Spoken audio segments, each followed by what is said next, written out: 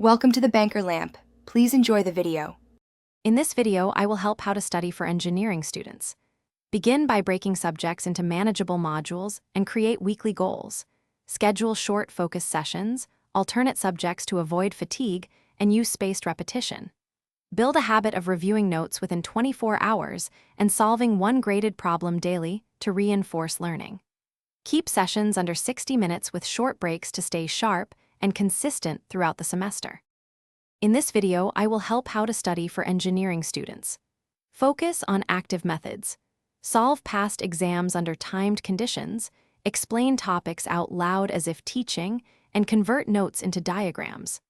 Combine problem practice with short conceptual reviews and prioritize understanding derivations rather than memorizing steps. Rotate subjects to avoid diminishing returns, and end each study block by summarizing 3 key takeaways to cement knowledge and guide your next session.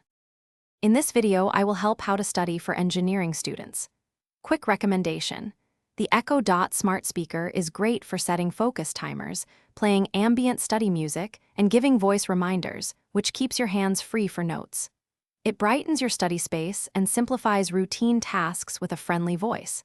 If you want one, check the description for the link and other deals. Now let's get back to the video.